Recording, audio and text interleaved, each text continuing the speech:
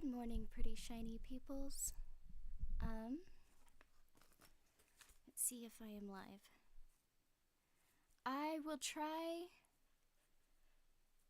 to have a live this afternoon, if nothing else than to distract myself. Or this evening, maybe, after visiting hours. So, life has definitely been happening, and I shared some good news. My mom did have her last chemo day, but when we went to celebrate, we were going to go celebrate her last chemo day, after she got out of church and after she delivered communion and all that. I was going to take her out of town to her favorite restaurant, but I got a call from my mom yesterday saying that she wasn't going to make it. So my mom took a really hard fall while she was at church. She hurt her elbow, she got a big gash in her head, and unfortunately, probably due to all the chemo and the way it weakens your bones, my mom broke her hip. So after my reading today, I'll be at the hospital. She has a surgery, and they're probably going to keep her for a couple of days. And there's been a lot of other life happening, as it does. So, my apologies. I thank you for your patience, and I will try to go ahead and get us to book 3, part 3 of book 4. That way, we stay on schedule. So my apologies for missing Saturday, but I had stuff with Super Munchkin and all of that. I planned on making it up yesterday, but it's a good thing I didn't promise that I would, right? Because that would have been bad. Yeah, so I do find myself with just a little bit of time today and in some need of some distractions. So we will do our makeup reading now, and then later I may go live. And I say that all the time, but the chances are probably higher today than the previous few weeks. Okay, that being said, we are still on book 4, Wizard and Glass, and we are on chapter 10 of part 2, and it's called Bird and Bear and Hare and Fish. So forgive the dog noises, the road noises, all those things, and we shall begin. The most important day of Susan Delgado's life, the day upon which her life turned like a stone upon a pivot, came about 2 weeks after her moonlit tour of the oil patch with Roland. Since then, she had seen him only half a dozen times, always at a distance, and they had raised their hands as passing acquaintances do when their errands bring them briefly into sight of one another. Each time this happened, she felt a pain as sharp as a knife twisting in her, and though it was no doubt cruel, she hoped he felt the same twist of the knife. If there was anything good about these 2 miserable weeks, it was only that her great fear, that gossip might begin about herself and the young man who called himself Will Dearborn, subsided, and she found herself actually sorry to feel it ebb. Gossip. There was nothing to gossip about. Then on a day between the passing of the peddler's moon and the rise of the huntress, Ka finally came and blew her away, house and barn and all. It began with someone at the door. She had been finishing the washing, a light enough chore with only 2 women to do it for, when the knock came. "If it's the rag man, send him away. You mind?" Aunt Cord called from the other room where she was turning bed linen, but it wasn't the rag man. It was Maria, her maid from Seafront, looking woeful. The second dress Susan was to wear on reaping day, the silk meant for luncheon at the mayor's house and the conversational afterward, was ruined, Maria said, and she was in a hack because of it, would be sent back to Awney's Ford if she wasn't lucky, and the only support of her mother and father. Oh, it was hard, much too hard, so it was. Could Susan come, please? Susan was happy to come. She was always happy to get out of the house these days and away from her aunt's shrewish, nagging voice. The closer reaping came, the less she and Aunt Cord could abide each other, it seemed. They took Pylon, who was happy enough to carry 2 girls riding double through the morning cool, and Maria's story was quickly told. Susan understood most at once that Maria's position at Seafront wasn't really in much jeopardy. The little dark-haired maid had simply been using the innate and rather charming penchant for creating drama out of what was really not very dramatic at all. The second reaping dress, which Susan thought of as blue dress with beads. The first, her breakfast dress, was a white dress with a high waist and puffed sleeves, had kept her apart from the others. It needed a bit of work yet, and something had gotten into the first-floor sewing room and gnawed it pretty much to rags. If this had been the costume she was to wear to the bonfire lighting, or the one she was to wear to the ballroom dance after the bonfire had been lit, the matter would have been indeed very serious. But blue dress with beads was essentially just a fanciful day receiving dress, and could easily be replaced in the 2 months between now and the reap. Only 2? Once, on the night the old witch had granted her reprieve, it had seemed like eons before she would have to begin her bed service to Mayor Thorin. And now it was only 2 months. She twisted in a kind of involuntary protest at the thought. "Mum?" Maria asked. Susan wouldn't allow the girl to call her Cy, and Maria, who seemed incapable of calling her mistress by her given name, had settled on this compromise. Susan found the term amusing, given the fact that she was only 16 and Maria herself probably just 2 or 3 years older. "Mum, are you all right?" "Just a crick in my back, Maria, that's all." "Aye, I get those. Fair bad they are. I've had 3 aunts who've died of the wasting disease, and when I get those twinges, I'm always afeard that What kind of animal chewed up Blue Dress? Do ye know?" Maria leaned forward so she could speak confidently into her mistress's ear, as if they were in a crowded marketplace alley instead of on the road to Seafront. "It's put about that a raccoon got in through the window, that us opening during the heat of day, and then we forgot at day's end. But I had a good sniff of the room, and Kimber Reimer did too, when he came down to inspect, just before he sent me after you, that was." "What did you smell?" Maria leaned close again, and this time she actually whispered, although there was no one on the road to overhear. "Dog farts." There was a moment of thunderstruck silence, and then Susan began to laugh. She laughed until her stomach hurt and tears went streaming down her cheeks. "Are you saying that Wolf, the mayor's own dog, got into the downstairs seamstress closet and chewed up my conservational But she couldn't finish. She was simply laughing too hard. "Aye," Maria said stoutly. She seemed to find nothing unusual about Susan's laughter, which was one of the things that Susan loved about her. "But he's not to be blamed, so I say, for a dog will follow his natural instincts, if the way is open for him to do so. The downstairs maids—" She broke off. "You'd not tell the mayor or Kimber Reimer this, I suppose, Mum?" "Maria, I'm shocked at you. You play me cheap." "No, Mum, I play you dear, so I do. But it's always best to be safe.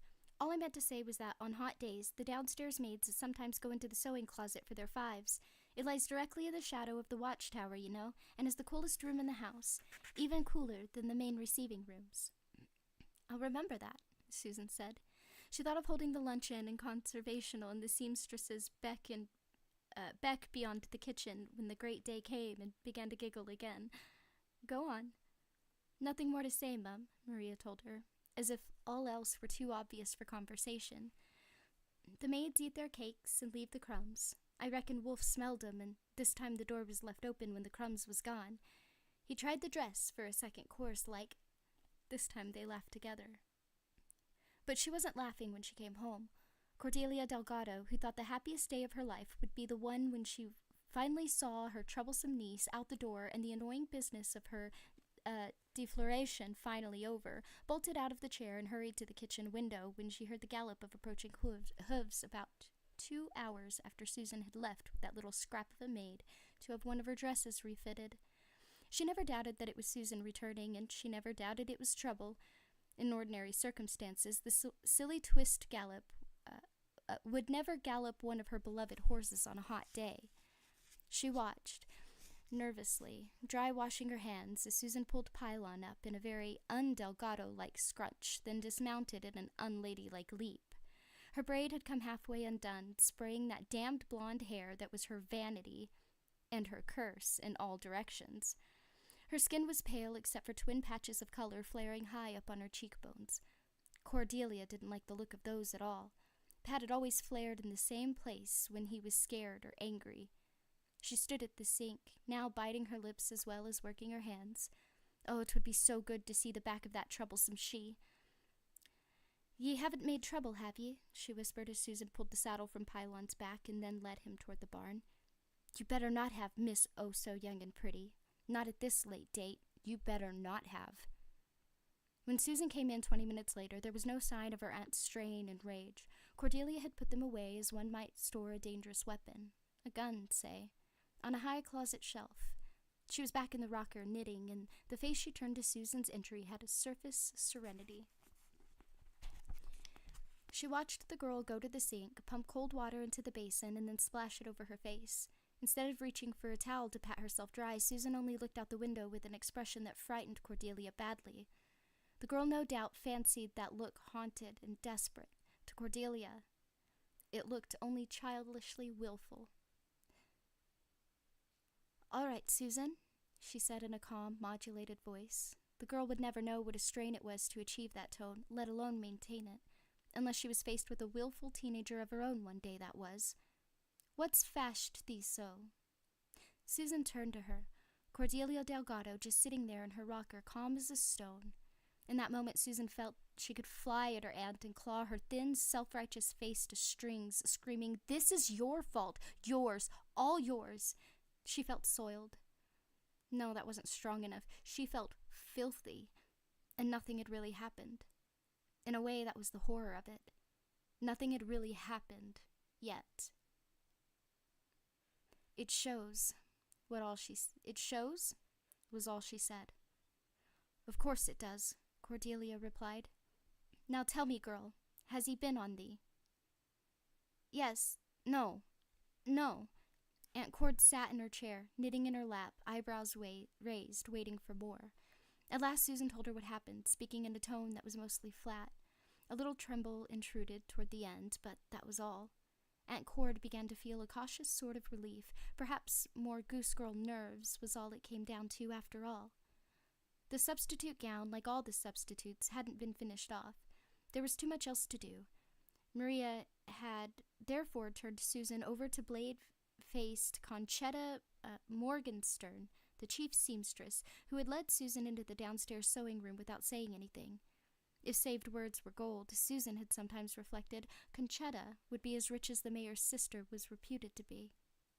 Blue dress with beads was draped over a headless dressmaker's dummy crouched beneath one low eave, and although Susan could see ragged places on the hem and the small hole around to the back, it was by no means the tattered ruin she had been expecting. "Can it not be saved?" she asked, rather timidly. "No," Conchetta said curtly. "Get out of these trousers, girl. Shirt, too." Susan did as she was bid, standing barefoot in the cool little room with her arms crossed over her bosom. Not that Conchetta had ever shown the slightest interest in what she had, back or front, above or below. Blue dress with beads was to be replaced by pink dress with applique, it seemed. Susan stepped into it, raised the straps, and stood patiently while Conchetta bent and measured and muttered, sometimes using a bit of chalk to write numbers on the wall stone, sometimes grabbing a swag of material and pulling it tighter against Susan's hip or waist, checking for the look in the full-length mirror on the far wall. As always during the process, Susan slipped away mentally, allowing her mind to go where it wanted.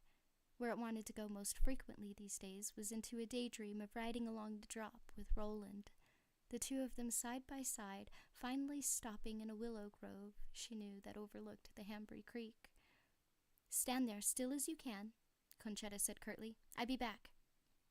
Susan was hardly aware she was gone, was hardly aware she was in Mayor's house at all. That part of her that really mattered wasn't there. That part was in the willow grove with Roland. She could smell the faint, half-sweet, half-acrid perfume of the trees and hear the quiet gossip of the stream as they lay down together, forehead to forehead. He traced the shape of her face with the palm of his hand before taking her in his arms. This daydream was so strong that at first Susan responded to the arms, which curled around her waist from behind, arching her back as they first caressed her stomach and then rose to cup her breasts. Then she heard a kind of plowing, snorting breath in her ear, smelled tobacco, and understood what was happening, not Roland touching her breast, but Hart Thorin's long and skinny fingers. She looked in the mirror and saw him looming over her left shoulder like an incubus. His eyes were bulging. There were big drops of sweat on his forehead in spite of the room's coolness, and his tongue was actually hanging out like a dog's on a hot day. Revulsion rose in her throat like the taste of rotten food. She tried to pull away, and his hands tightened their hold, pulling her against him. His knuckles cracked obscenely, and now she could feel the hard lump at the center of them. At times over the last few weeks, Susan had allowed herself to hope that when the time came, Thorin would be incapable, that he would be able to make no iron at the forge. She had heard this often happen to men when they got older. The hard, throbbing column which lay against her bottom disabused her of that wistful notion in a hurry. She had managed at least a degree of diplomacy by simply putting her hands over his and attempting to draw them off her breasts instead of pulling away from him again. Cordelia, impassive, not showing the great relief she felt at this. "Mayor Thorin, Hart, you mustn't. This is hardly the place and not yet the time," Rhea said. "Balls to her and all the witches." His cultured politician's tones had been replaced by an accent as thick as that in the voice of any backcountry farmland from Ani's Ford. "I must have something of bonbon, so I must. Balls to the witch, I say. I'll shit to her." The smell of tobacco, a thick reek around her head. She thought that she would vomit if she had to smell it much longer. "Just stand still, girl. Stand still, my temptation. Mind me well." Somehow she did. There was even some distant part of her mind, a part totally dedicated to self-preservation, that hoped he would mistake her shudders of revulsion for maidenly excitement. He had drawn her tight against him, hands working energetically on her breasts, his respiration a stinky steam engine in her ear. She stood back to him, her eyes closed, tears squeezing out from beneath the lids and through the fringes of her lashes. It didn't take him long. He rocked back and forth against her, moaning like a man with stomach cramps. At one point, he licked the lobe of her ear, and Susan thought the skin would crawl right off her body in its revulsion. Finally, thankfully, she felt him begin to spasm against her. "Oh, I get out, ye damned poison," he said in a voice that was almost a squeal. He pushed so hard that she had to brace herself against the wall to keep from being driven face first into it. Then he at last stepped back. For a moment, Susan only stood there as she was, with her palms against the rough cold stone of the sewing-room wall. She could see Thorin in the mirror and in his image. She saw the ordinary doom that was rushing at her, the ordinary doom of which this was but a foretaste. The end of girlhood and the end of romance, the end of dreams, where she and Roland lay together in the willow grove with their foreheads touching. The man in the mirror looked oddly like a boy himself, one who's been up to something he couldn't tell his mother about. Just a tall and gangly lad with strange gray hair and narrow, twitching shoulders and a wet spot on the front of his trousers. Hart Thorin looked as if he didn't quite know where he was. In that moment, the lust was flushed out of his face, but what replaced it was no better. That vacant confusion. It was as if he were a bucket with a hole in the bottom. No matter what you put in or how much, it always ran out before long. He'll do it again, she thought, and felt an immense tiredness creep over her.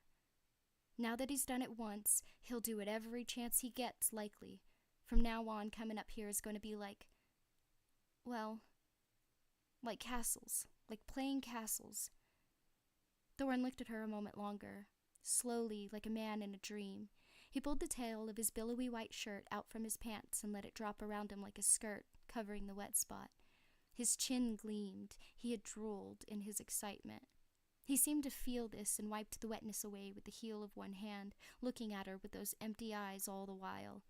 Then some expression at last came into them, and without another word, he turned and left the room. There was a little scuffling thud in the hall as he collided with someone out there. Susan heard him mutter, sorry, under his breath. It was more apology than he'd given her, muttered or not. And then Conchetta stepped back into the room. The swatch of cloth she'd gone after was draped around her shoulders like a stole. She took in Susan's pale face and tear-stained cheeks at once. She'll say nothing, Susan thought. None of them will, just as none of them will lift a finger to help me off this stick I've run myself on. You sharpened it yourself, Gilly, they'd say if I called for help, and that'll be their excuse for leaving me to wiggle. But Conchetta had surprised her. Life's hard, Missy, so it is. Best get used to it. Susan's voice, dry, by now pretty much stripped of emotion, at last ceased. Aunt Cord put her knitting aside, got up, and put the kettle on for tea. You dramatize, Susan. She spoke in a voice that strove to be both kind and wise, and succeeded at neither.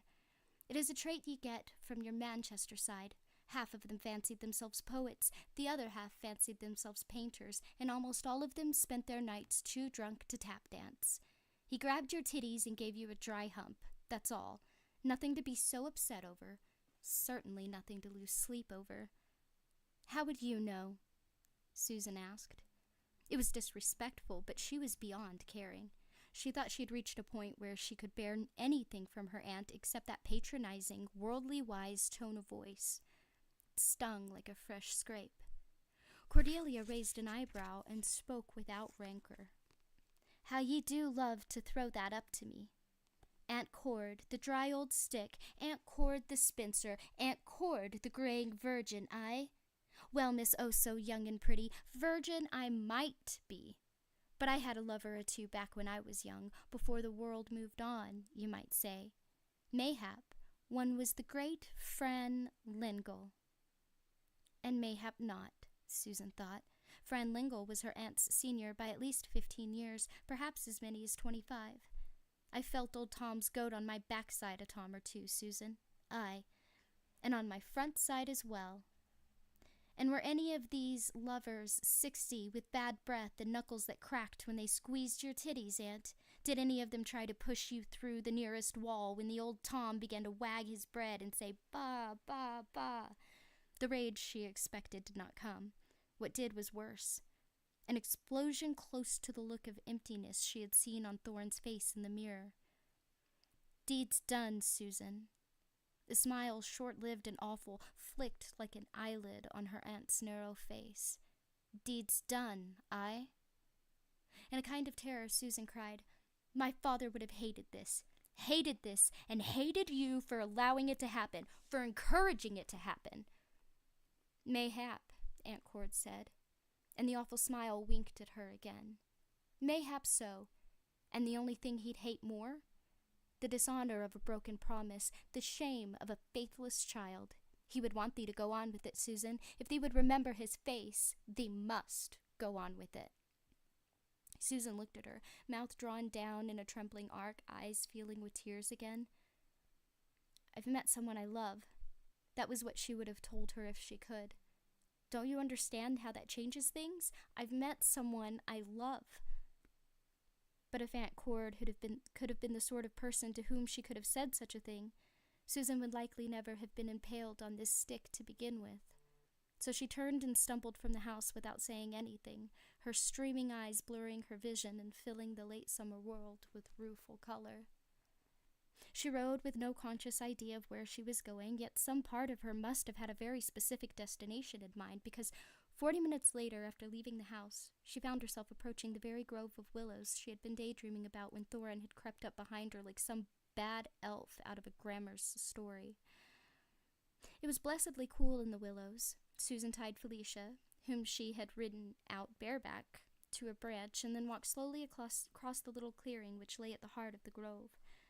Here the stream passed, and here she sat on the springy moss which carpeted the clearing. Of course she had come here. It was where she had brought all her secret griefs and joys, and she had discovered the clearing at the age of 8 or 9. It was here she had come time and time again in the nearly endless days after her father's death, when it had seemed to her that the very world, her version of it at least, had ended with Pat Delgado. It was only this clearing that had heard the full and painful measure of her grief. To the stream she had spoken it, and the stream had carried it away. Now a fresh spate of tears took her. She put her head on her knees and sobbed, loud, unladylike sounds like the caw of squabbling crows. In that moment, she thought she would give anything, everything, to have her father back for 1 minute, to ask him if she must go on with this. She wept above the brook, and when she heard the sound of a snapping branch, she started and looked back over her shoulder in terror and chagrin. This was her secret place, and she didn't want to be found here, especially not when she was bawling like a kitty who has fallen and bumped her head. Another branch snapped. Someone was here, all right, invading her secret place at the worst possible time. "Go away!" she screamed in a tear-clotted voice she barely recognized. "Go away, whoever ye are! Be decent and leave me alone!" But the figure, she could now see it, kept coming. When she saw who it was, she at first thought that Will Dearborn. Roland, she thought. His name is Roland. Must be a figment of her overstrained imagination. She wasn't entirely sure he was real until he knelt and put his arms around her. Then she hugged him and with panicky tightness. "How did you know I was—" "Saw you riding across the drop. I was at a place where I go to think sometimes, and I saw you. I wouldn't have followed except I saw that you were riding bareback. I thought something might be wrong." "Everything's wrong." Deliberately, with his eyes wide open and serious, he began kissing her cheeks. He had done it several times on both sides of her face before she realized he was kissing her tears away, and then he took her by the shoulders and held her back from him so he could look into her eyes. "Say it again and I will, Susan. I don't know if it's a promise or a warning or both at the same time, but say it again and I will." There was no need to ask him what he meant. She seemed to feel the ground move beneath her, and later she would think that for the first and only time in her life, she had actually felt Ka, a wind that came not from the sky, but from the earth. It has come to me after all, she thought, my Ka, for good or ill. "Roland." "Yes, Susan?" She dropped her hand below his belt buckle and grasped what was there, her eyes never leaving his. "If you love me, then love me." "Aye, lady, I will." He unbuttoned his shirt and made in a part of Midworld she would never see, and took her in his arms. Ka. They helped each other with their clothes. They lay naked in each other's arms on a summer moss as soft as the finest goose down. They lay with their foreheads touching as in her daydream, and when he found his way into her, she felt pain melt into sweetness like some wild and exotic herb that may only be tasted once in each lifetime. She held that taste as long as she could until at last the sweetness overcame it, and she gave in to that. Moaning deep in her throat and rubbing her forearms against the sides of his neck, they made love in the willow grove. Questions of honor put aside, promises broken without so much as a look back, and at the end of it, Susan discovered there was more than sweetness. There was a kind of delirious clenching of the nerves that began in the part of her that had opened before him like a flower. It had began there and then filled her entire body. She cried out again and again, thinking there could not be so much pleasure in the mortal world. She would die of it. Roland added his voice to hers, and the sound of the water rushing over the stones wrapped around both. As she pulled him closer to her, locking her ankles together behind his knees and covering his face with fierce kisses, his going out rushed after hers as if trying to catch up. So were the lovers joined in the barony of Mehis, near the end of the last great age, and the green moss beneath the place where her thighs joined turned a pretty red as her virginity passed. So were they joined, and so were they doomed. Ka. They lay together in each other's arms, sharing afterglow kisses beneath Felicia's mild gaze, and Roland felt himself drowsing. This was understandable. The strain on him that summer had been enormous, and he had been sleeping badly. Although he didn't know it then, he would sleep badly for the rest of his life. "Roland?" Her voice distant, sweet as well. "Yes?" "Will thee take care of me?" "Yes." "I can't go to him when the time comes. I can bear his touching, and his little thefts. If I have you, I can, but I can't go to him on reap night. I don't know if I've forgotten the face of my father or not, but I cannot go to Hart Thorin's bed. There are ways the loss of a girl's virginity can be concealed, I think, but I won't use them. I simply cannot go to his bed. All right, he said. Good. And then her eyes widened in startlement. He looked around. No one was there. He looked back at Susan, fully awake now. What? What is it? I might already be carrying your child, she said. Has thee thought of that? He hadn't. Now he did. The child, another link in the chain stretching back into the dimness where Arthur Eld led his gunslingers into battle with the great sword Excalibur raised above his head and the crown of all world on his brow. But never mind that. What would his father think? Or Gabrielle? To know she had become a grandmother. A little smile had formed at the corners of his mouth, but the thought of his mother drove it away. He thought of the mark on her neck. When his mother came to his mind these days, he always thought of the mark he had seen on her neck when he came unexpected into her apartment and the small, rueful smile on her face. If you carry my child, such is my good fortune, he said. And mine. It was her turn to smile, but it had a sad look to it all the same, that smile. We're too young, I suppose, a little more than kiddies ourselves. He rolled onto his back and looked up at the blue sky. What she said might be true, but it didn't matter. Truth was sometimes not the same as reality. This was one for the certainties that lived in the hollow, cavey places at the center of his divided nature. That he could rise above both and willingly embrace the insanity of romance was a gift from his mother. All else in his nature was humorless and, perhaps more important, without metaphor. That they were too young to be parents, what of that? If he had planted a seed, it would grow. Whatever comes, we'll do as we must, and I'll always love you, no matter what comes. She smiled. He said it as a man would state any dry fact. Sky is up, earth is down, water flows south. Roland, how old are you? She was sometimes troubled by the idea that, young as she herself was, Roland was even younger. When he was concentrating on something, he could look so hard, he frightened her. When he smiled, he looked not like a lover, but a kid brother. Older than I was when I came here, he said. Older by far. And if I have to stay in sight of Jonas and his men another 6 months, I'll be hobbling and needing a boost in the arse to get aboard my horse.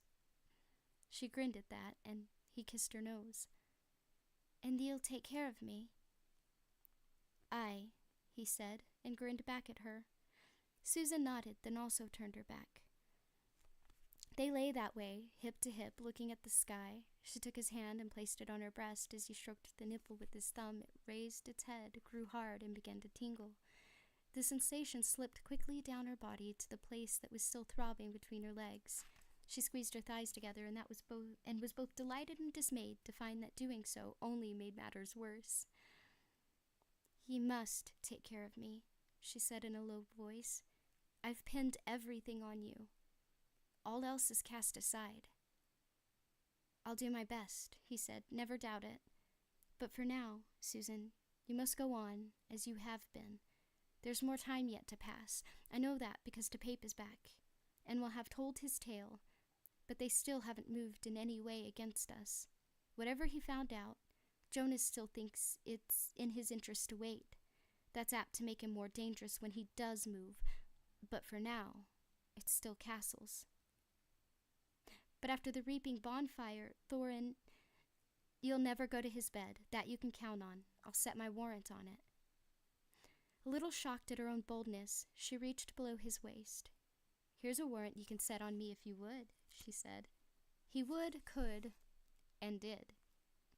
When it was over, for Roland it had been even sweeter than the first time, if that was possible, he asked her, "That feeling you had at Sitgo, Susan, of being watched, did you have it this time?" She looked at him long and thoughtfully. "I don't know. My mind was in other places, you ken?" She touched him gently, then laughed as he jumped. The nerves in the half-hard, half-soft place where her palms stroked was still very lively, it seemed. She took her hand away and looked up at the circle of sky above the grove. "So beautiful here," she murmured, and her eyes drifted close. Roland also felt himself drifting.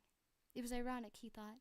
This time she hadn't had the sensation of being watched, but the second time he had. Yet he would have sworn there were no one near this grove. No matter. The feeling, grim or reality, was gone now. He took Susan's hand and felt her fingers that slipped naturally through his, entwining. Then he closed his eyes. All of this Rhea saw in the glass, and very interesting viewing it made. Aye, very interesting indeed. But she'd seen shagging before, sometimes with 3 or 4 or even more doing it at the same time, sometimes with partners who were not precisely alive. And the hokey-pokey wasn't very interesting to her at her advanced age. What she was interested in was what would come after the hokey-pokey. "Is our business done?" the girl had asked.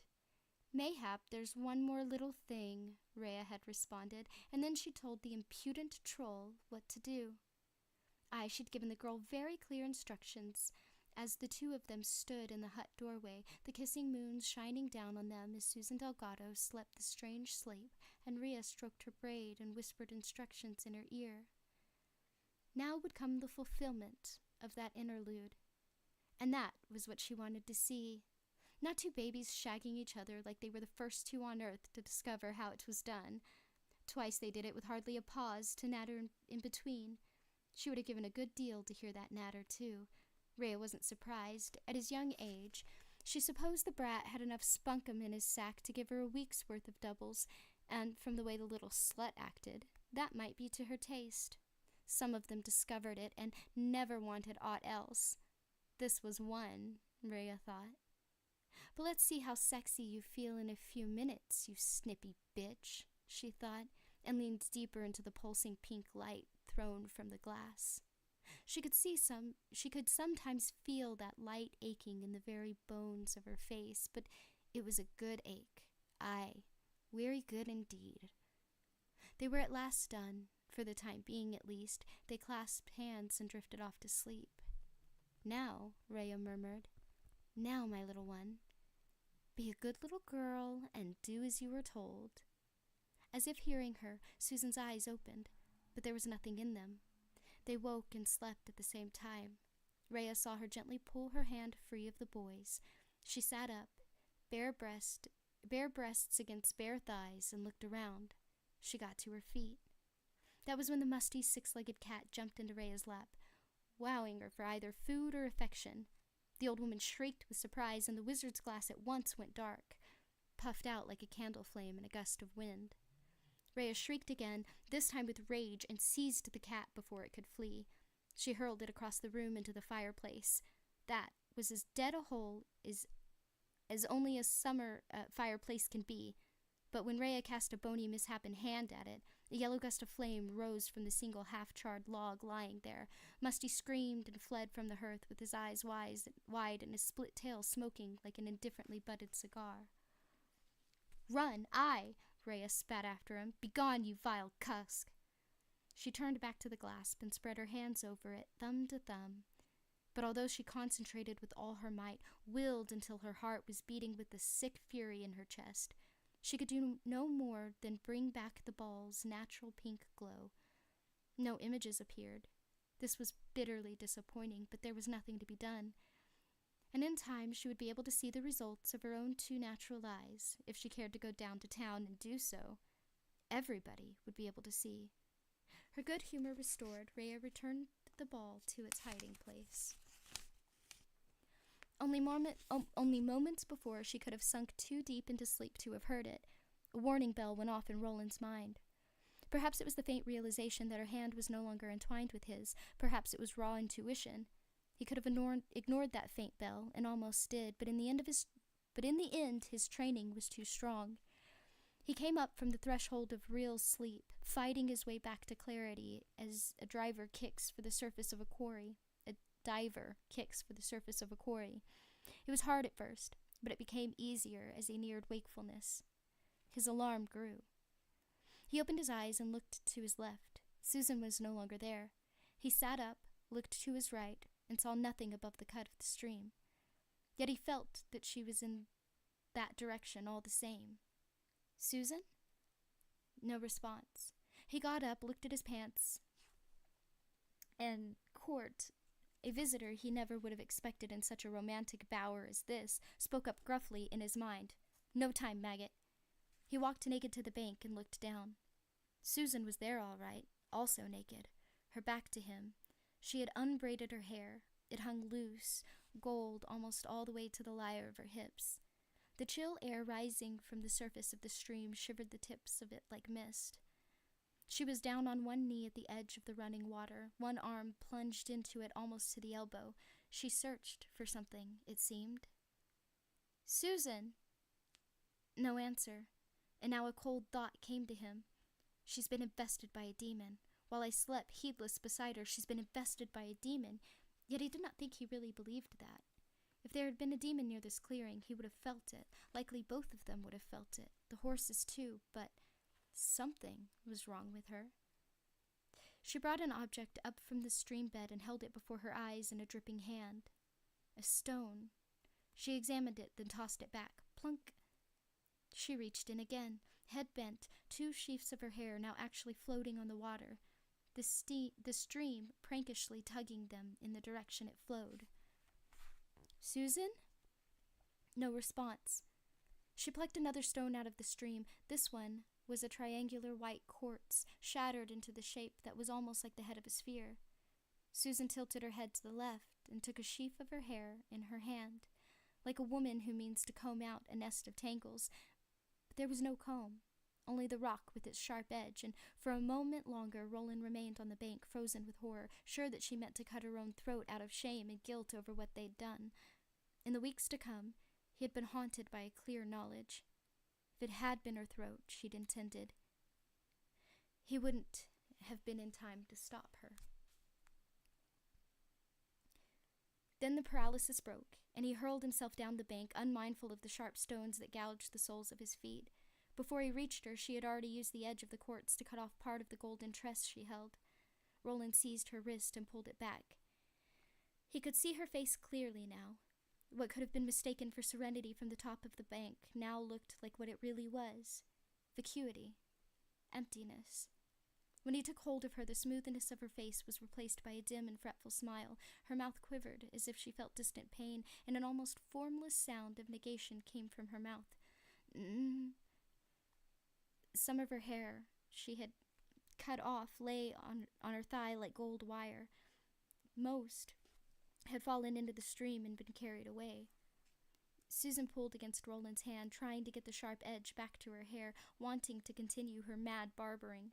The two of them strove together like arm wrestlers in a barroom contest, and Susan was winning. He was physically stronger, but not stronger than the enchantment which held her. Little by little, the white triangle of quartz moved back toward her hanging hair. That frightening sound, kept drifting from her mouth. Susan, stop it! Wake up! Her bare arm quivering visibly in the air, the muscles bunched like hard little rocks, and the quartz moving closer and closer to her hair, her cheek, the socket of her eye. Without thinking about it, it was the way he always acted most successfully.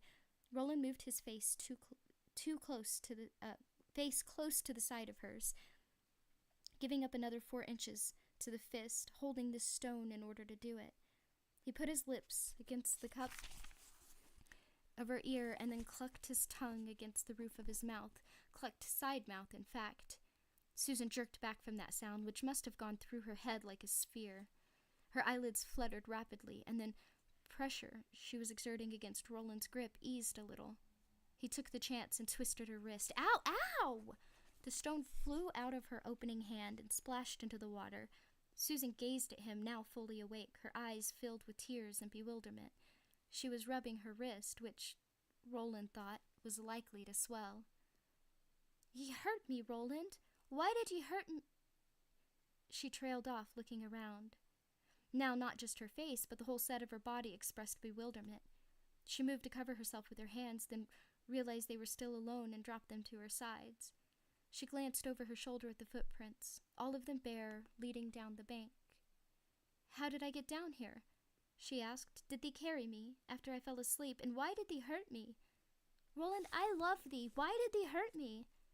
He picked up the strands of hair that still lay on her thigh and held them in front of her. "You had a stone with a sharp edge. You were trying to cut yourself with it, and you didn't want to stop. I hurt you because I was scared. I'm just glad I didn't break your wrist. At least, I don't think I did." Roland took it and rotated it gently in either direction, listening for the grate of small bones.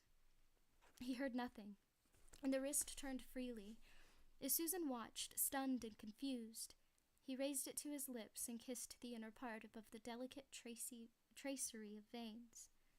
Roland had tied Rusher just far enough into the willows so the big gelding could not be seen by anyone who happened to come riding along the drop. "Be easy," Roland said, approaching. "Be easy a little longer, good heart." Rusher stamped and whickered as if to say he could be easy until the end of the age, if that's what he were required. Roland flipped open his saddlebag and took out the steel utensils that served as either a pot or a fry pan, depending on his needs. He started away and then turned back. His bedroll was tied behind Rusher's saddle. He had planned to spend the night camped out on the drop, thinking. There had been a lot to think about, and now there was even more. He pulled one of the rawhide ties, reaching inside the blankets, and pulled out a small metal box. This he opened with a tiny key he drew from around his neck. Inside the box was a small square locket on a fine silver chain. Inside the locket was a line drawing of his mother, and a handful of extra shells, not quite a dozen. He took one, closed it in his fist, and went back to Susan. She looked at him with wide, frightened eyes. "I don't remember anything after we made love the second time," she said. "Only looking up at the sky and thinking how good I felt and going to sleep." "Oh, Roland, how bad does it look?" "Not bad, I should think. But you'll know better than I. Here." He dipped his cooker full of water and set it on the bank. Susan bent over it apprehensively, laying the hair on the left side of her head across her forearm. Then moving the arm slowly outward, extending the tress in the band of bright gold, she saw the ragged cut at once. She examined it carefully, then let it drop with a sigh more relieved than rueful. "I can hide it," she said. "When it's braided, no one will know. And after all, 'tis only hair. No more than women's vanity. My aunt has told me so often enough, certainly. But, Roland, why? Why did I do it?" Roland had no idea. If hair was a woman's vanity, then hair chopping would likely be a woman's bit of nastiness. A man would hardly think of it at all. The mayor's wife, it had been her? He thought not. It seemed more likely that Rhea, up there on her height of land, looking north toward the bad grass, hanging rock, and eyebolt canyon, had set this ugly trap. Mayor Thorin had been meant to wake up the morning after the reap with a hangover and a bald-headed gilly. "Susan, can I try something?" She gave him a smile, something he didn't try already up yonder. "Aye, what you will." "Nothing like that." He opened the hand he had held closed, showing the shell. "I want to try to find out who did this to you and why, and other things too." He just didn't know what they were yet. She looked at the shell, and Roland began to move it along the back of his hand, dancing it back and forth in the dexterous weaving. His knuckles rose and fell like the heddles of a loom. She watched this, and with a child's fascinated delight. "Where did you learn that?" "At home. It doesn't matter." "You'd hypnotize me." "Aye. And I don't think it would be for the first time." He made the shell dance a bit faster, now east along his rippling knuckles, now west. "May I?" "Aye," she said, "if you can." He could all right. The speed with which she went under confirmed that this had happened to Susan before and recently. Yet he couldn't get what he wanted from her. She was perfectly cooperative, some sleep-eager, Court would have said, but beyond a certain point she would not go.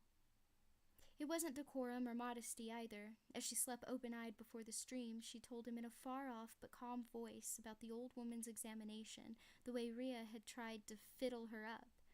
At this, Roland's fist clenched so tightly his nails bit into his palms, but there came a point where she could no longer remember. She and Rhea had gone to the door of the hut, Susan said, and there they had stood with the kissing moon shining down on their faces. The old woman had been touching her hair. Susan remembered that much. The touch revolted her, especially after the witch's previous touches, but Susan had been unable to do anything about it. Arms too heavy to raise, tongue too heavy to speak. She could only stand there while the witch whispered in her ear. "What?" Roland asked. "What did she whisper?" "I don't know," Susan said. "The rest is pink." "Pink? What do you mean?" "Pink," she repeated. She sounded almost amused, as if she believed Roland was being deliberately dense. "She says, 'Aye, lovely, just so, it's a good girl ye are.' And then everything's pink. Pink and bright. Bright. Aye, like the moon. And then—" She paused. "Then I think it becomes the moon? The kissing moon, mayhap. A bright pink kissing moon as round and full as a grapefruit." He tried other ways to get into her memory with no success. Every path he tried ended in that bright pinkness, first obscuring her recollection and then coalescing into a full moon. It meant nothing to Roland. He'd heard of blue moons, but never pink ones. The only thing of which he was sure was that the old woman had given Susan a powerful command to forget.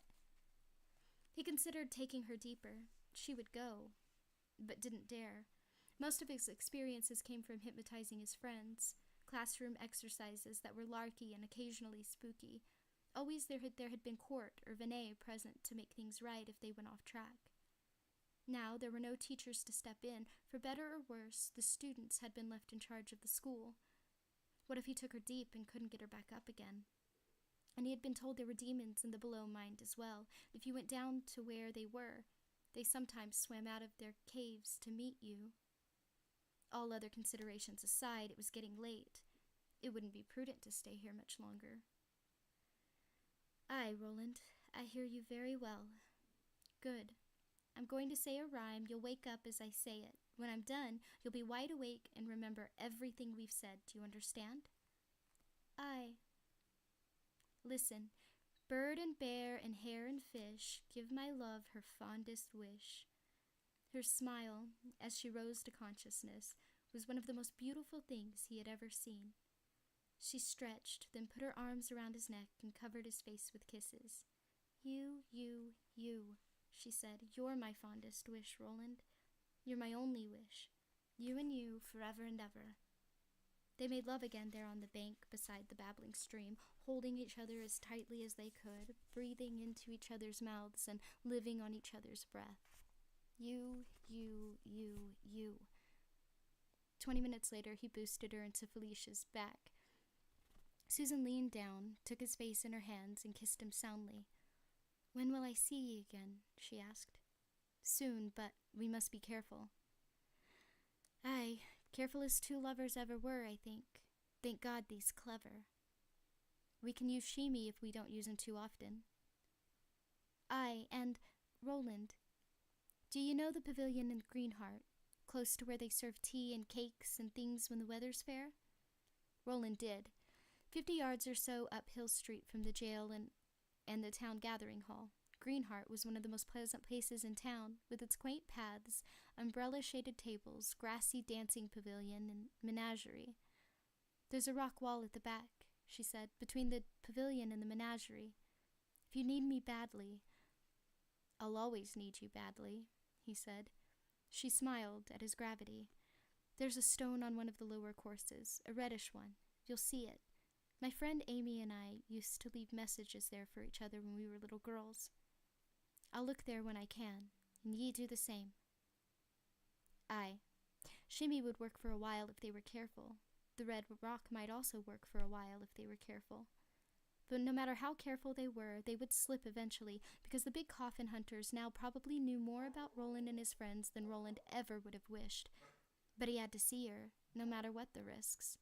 If he didn't, he felt he might die, and He only had to look at her to know she felt the same.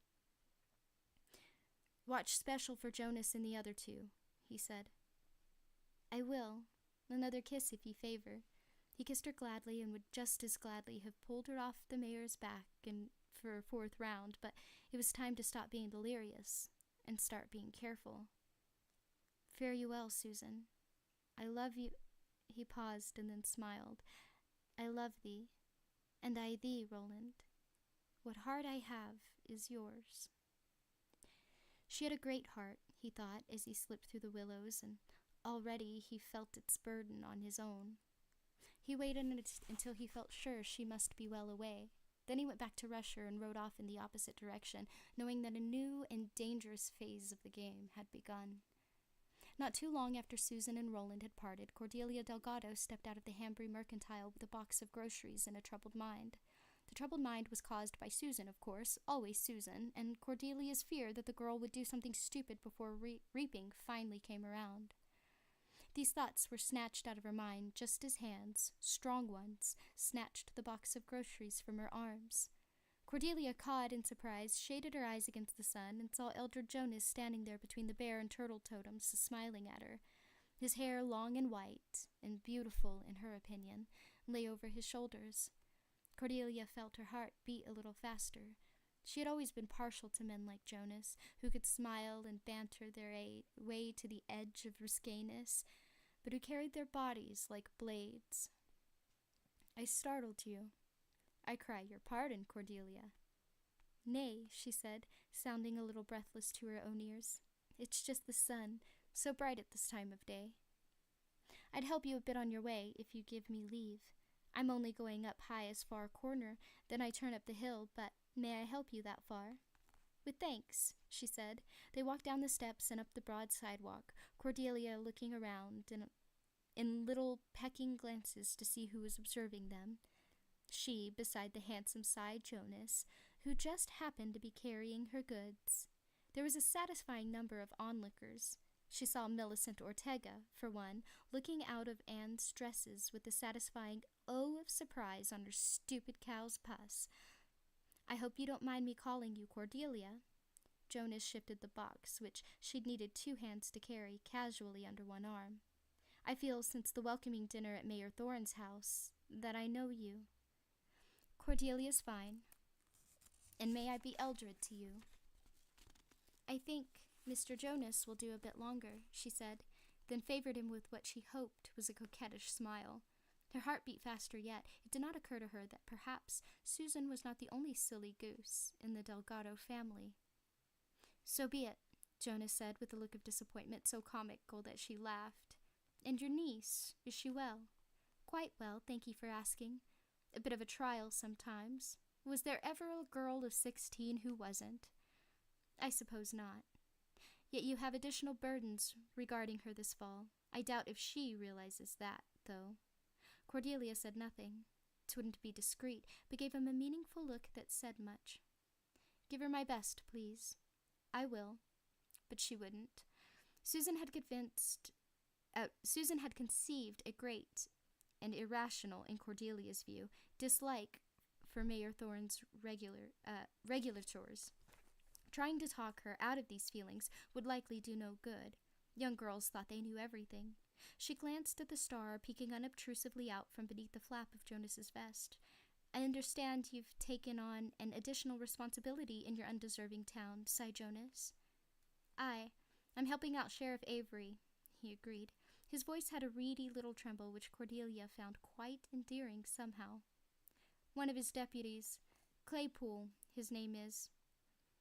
"Frank Claypool, aye.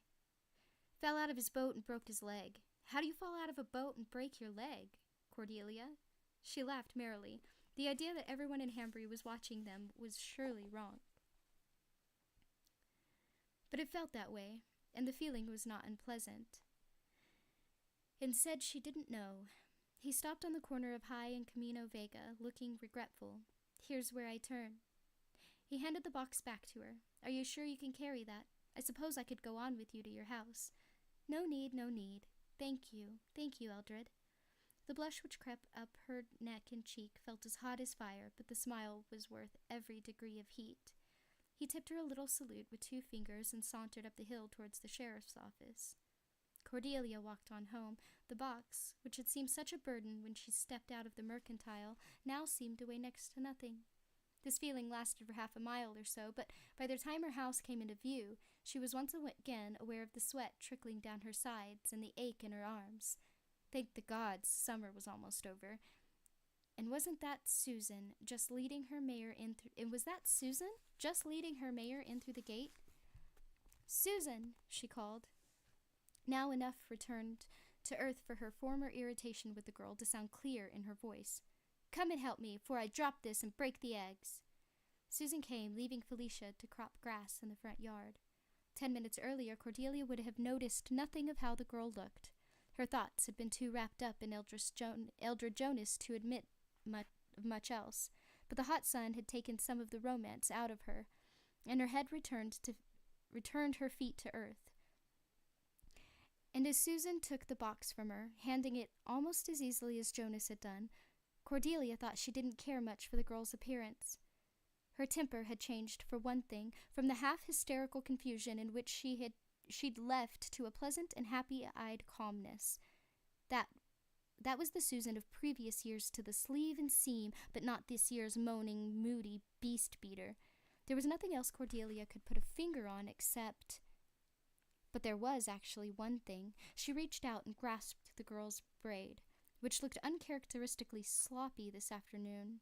Of course, Susan had been riding. That could explain the mess, but it didn't explain how dark her hair was, as if the bright mass of gold had begun to tarnish, and she jumped almost guiltily when she felt Cordelia's touch. Why, pray tell, was that? "Your hair's damp, Susan," she said. "Have you been swimming somewhere?"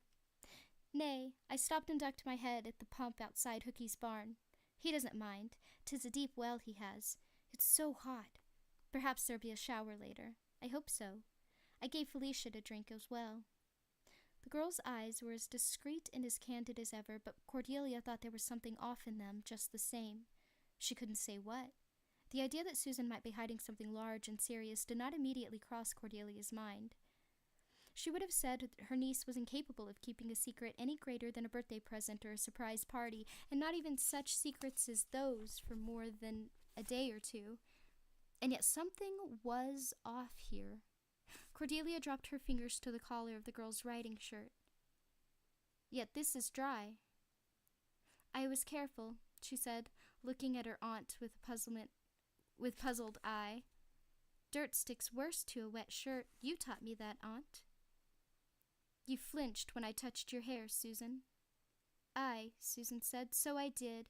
The weird woman touched it just that same way. I haven't liked it since. Now may I take these groceries in and get my horse out of the hot sun?" "Don't be pert, Susan." Yet the edginess in her niece's voice actually eased her in some strange way. That feeling that Susan had changed somehow, that feeling of offness, began to subside. "Then don't be tiresome." "Susan, apologize to me." Susan took a breath, held it, then let it out. "Yes, Aunt, I do, but it's hot." "Aye, put those in the pantry, and thank'ee." Susan went on toward the house with the box in her arms. When the girl had enough of a lead so they wouldn't have to walk together, Cordelia followed. It was foolishness on her part, no doubt, suspicion brought on by flirtation with Eldred. But the girl was at a dangerous age, and much depended on her good behavior over the next 7 weeks. After that, she would be Thorin's problem, but until then, she was Cordelia's. Cordelia thought that, in the end, Susan would be true to her promise. But until reaping fair, she would bear close watching. About such matters as a girl's virginity, it was best to be vigilant. Interlude. Kansas. Somewhere, somewhen. Eddie stirred. Around them the thinny still whined like an unpleasant mother-in-law. Above them the stars gleamed as bright as new hopes, or bad intentions. He looked at Susan, sitting with the stumps of her legs curled beneath her. He looked at Jake, who was eating a burrito. He looked at Oy, whose snout rested on Jake's ankle, and who was looking up at the boy with an expression of calm adoration. The fire was low, but still it burned. The same was true of the demon moon far in the west. "Roland?" His voice sounded old and rusty to his own ears. The gunslinger, who had paused for a sip of water, looked at him with eyebrows raised. "How can you know every corner of this story?" Roland seemed amused. "I don't think that's what you really want to know, Eddie." He was right about that. Old, long, tall, and ugly made a habit of being right. It was, as far as Eddie was concerned, one of his most irritating characteristics. "All right. How long have you been talking? That's what I really want to know. Are you uncomfortable? Want to go to bed?" He's making fun of me, Eddie thought, but even as the idea occurred to him, he knew it wasn't true. And no, he wasn't uncomfortable. There was no stiffness in his joints, and although he had been sitting cross-legged ever since Roland had begun telling them about Rhea and the glass ball, and he didn't need to go to the toilet. Nor was he hungry. Jake was munching the single leftover burrito, but probably for the same reason folks climbed Mount Everest, because it was there. And why should he be hungry or sleepy or stiff? Why, when the fire still burned and the moon was not yet down? He looked at Roland amused, and saw the gunslinger was reading his thoughts. "No, I don't want to go to bed. You know I don't. But Roland, you've been talking a long time." He paused, looked down at his hands, then looked up again, smiling uneasily. "Days, I would have said. But time is different here. I've told you that. Now you see for yourself, not all nights are the same length, just recently. Days either, but we notice time more at night, don't we? Yes, I think we do. Is the thinny stretching time?" And now that he had mentioned it, Eddie could hear it in all its creepy glory, a sound like vibrating metal, or maybe the world's biggest mosquito. It might be helping, but mostly it's just how things are in my world. Susanna stirred, like a woman rises partway from a dream that holds her like sweet quicksand. She gave Eddie a look that was both distant and impatient. "Let the man talk, Eddie." "Yeah," Jake said, "let the man talk." And away without raising his snout from Jake's ankle. "An uck." "All right," Eddie said, "no problem." Roland swept them with his eyes. "Are you sure? The rest is—" He didn't seem able to finish, and Eddie realized that Roland was scared. "Go on," Eddie told him quietly. "Let the rest be what it is. What it was." He looked around. Kansas. They were in Kansas somewhere, somewhen, except he felt that Mahis and those people he had never seen, Cordelia and Jonas and Brian Hookey and Sheemy and Petty, the Trotter and Cuthbert Allgood, were very close now. That Roland's lost Susan was very close now, because the reality was thin here, as thin as the seat in an old pair of blue jeans, and the dark would hold for as long as Roland needed it to hold. Eddie doubted if Roland ever noticed the dark particularly. Why would he? Eddie thought it had been the night inside of Roland's mind for a long, long time, and dawn was still nowhere near. He reached out and touched one of those calloused killer's hands. Gently, he touched it, and with love. "Go on, Roland. Tell your tale, all the way to the end." "All the way to the end," Susanna said dreamily. "Cut the vein." Her eyes were full of moonlight. "All the way to the end," Jake said. "And," Oy whispered. Roland held Eddie's hand for a moment, then let it go. He looked into the guttering fire without immediately speaking, and Eddie sensed him trying to find the way, trying doors one after another, until he found one that opened. What he saw behind it made him smile and look up at Eddie. "True love is boring," he said.